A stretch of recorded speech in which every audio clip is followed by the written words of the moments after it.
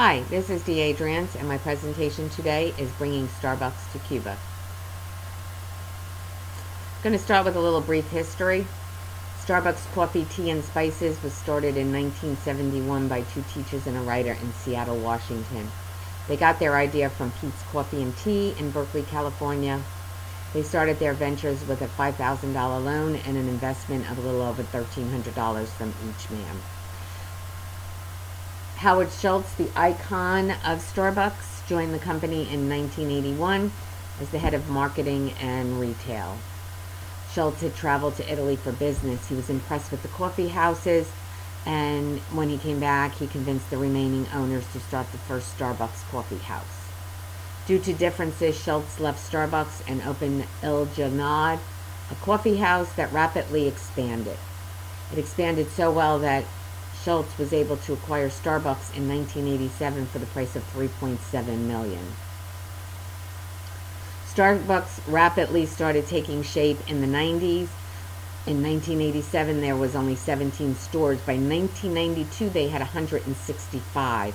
92 was also a landmark in their history as they took their stock public at the price of $17 per share. By the end of the 90s, in 1998, Starbucks purchased Seattle Coffee Company, which had 65 of its own outlets. The Starbucks we know of today partnered with Conservation International. This group promotes ethical coffee sourcing and sustainable coffee growing. Building great global partnerships and having a respect for the local culture is what helped Starbucks expand internationally. As of 2012, they had over 9,400 company-operated stores and over 8,600 licensed stores globally.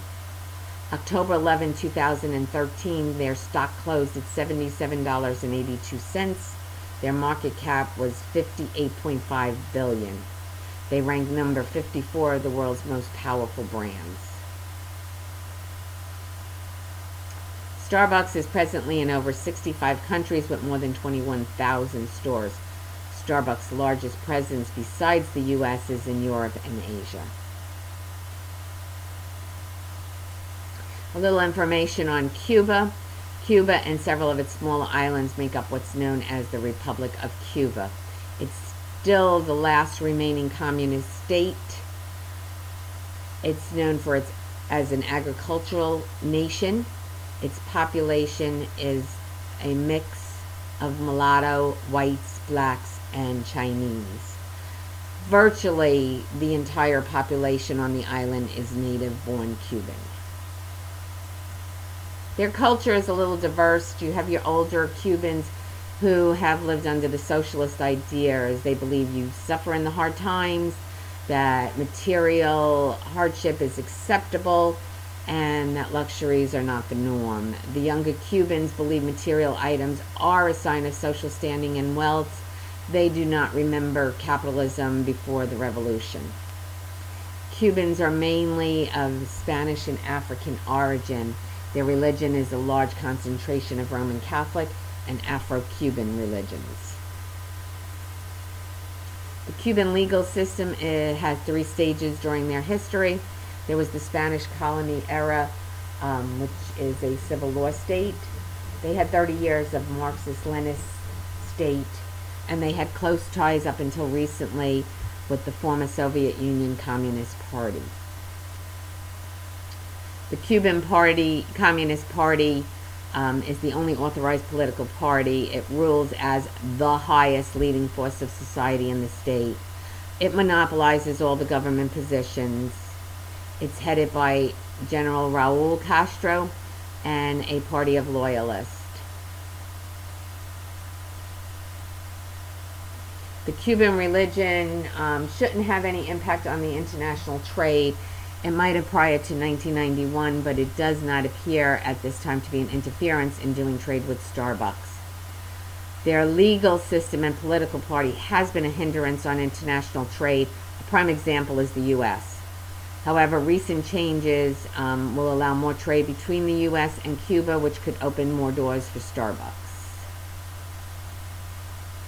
The next few slides will be some graphs and charts of their economy. The one chart is the gross national income per capita for the last 8 years and their gross domestic product. This shows the life expectancy at birth over the past few years and their schooling, expected years of schooling information.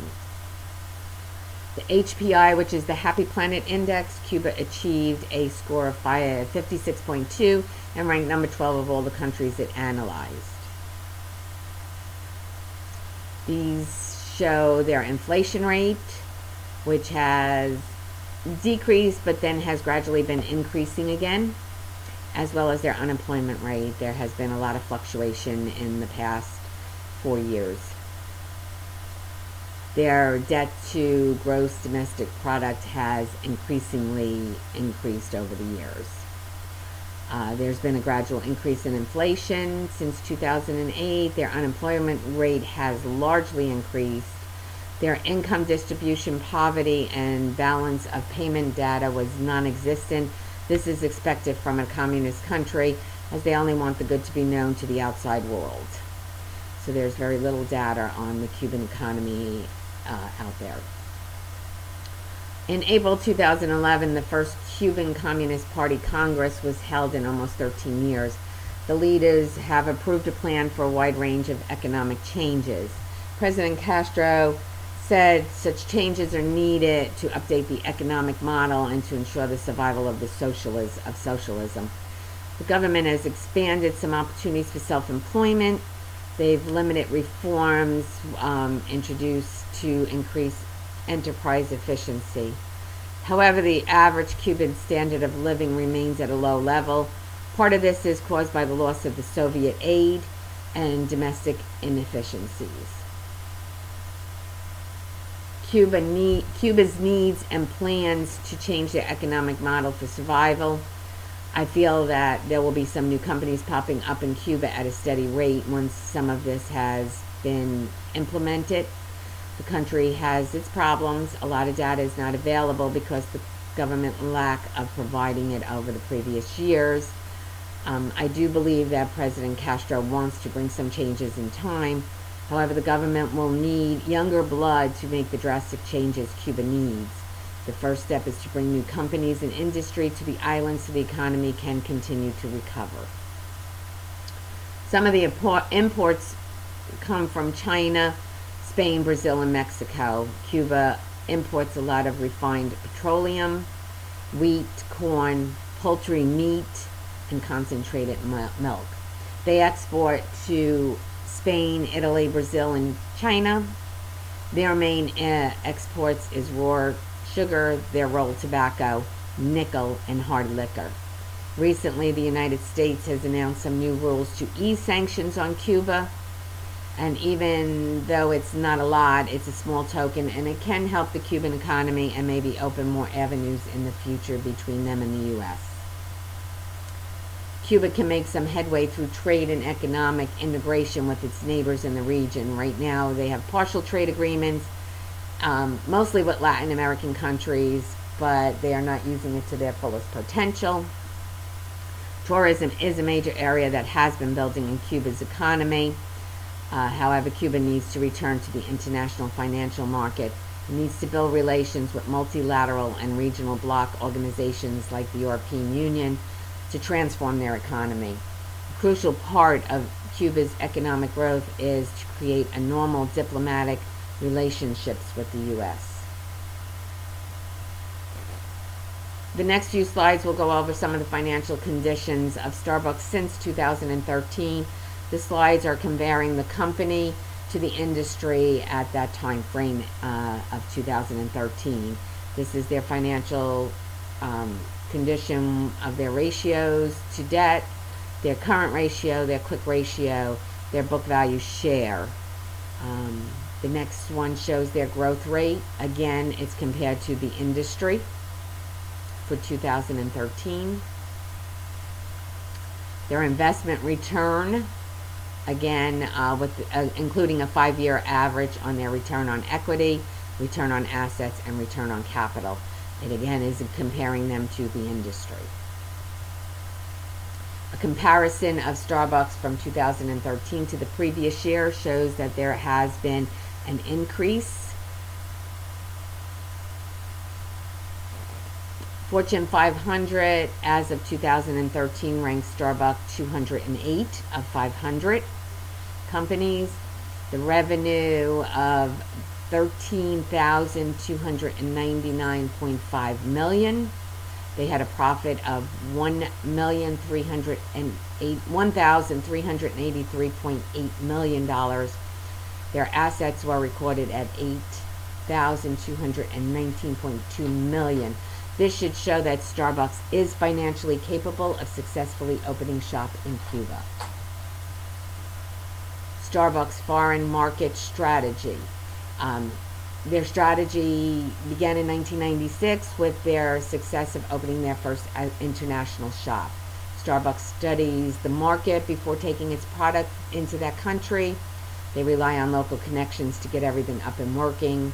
And they want partners who have the same value as they do to start up in the foreign location. Future issues to Starbucks is the new high threat is the Cuban trade opens, other beverage companies coming to the island. Until the Cuban income rises, preferences could change on prices alone. Stores with licensing agreements can use their buyers' power to opt out of agreements for a better option with newer companies. Solutions to these threats is to lower the threats. Starbucks could address these with relationships that they build with suppliers. Cuba is an island known for their coffee beans. This could be a win-win situation for suppliers and Starbucks. Fair trade coffee certification gives Starbucks some power over their suppliers. Starbucks size alone is an advantage as it is a large portion of their revenue. Presently, Starbucks has the largest share of the market when it comes to coffee houses, making it a low risk. Consumers are willing, however, to switch depending on cost and new flavors from competitors. But Starbucks is known for its premium product and service, which is an advantage over their competitors. My recommendations: a good majority of Cubans tourists love Starbucks, and when traveling to Cuba, they have to settle for the Cuban coffee they are not accustomed to. I think bringing Starbucks to Cuba would be a good economical move, not only for Starbucks, but for the Cuban economy. Starbucks would start out with a few coffee houses for the tourists and bringing some jobs for the local economy. Starbucks can then expand on a larger scale by using some of the Cuban agriculture, which is sugar, citrus, and coffee, to create new exotic flavors for Starbucks. Starbucks not only offers coffee, but other beverages. These products and new ones made from the Cuban coffee beans and the locally grown citrus could be added to the menus in coffee houses and stores all over the globe. Starbucks, being a responsible company, will help impact the community, improving their lives and making the Cuban population less dependent on the state-driven economy. This is a map of Starbucks global territories. They are highlighted in the green. Thank you for listening to my presentation today. I believe that Starbucks and Cuba have a future. Thank you again. Have a good day.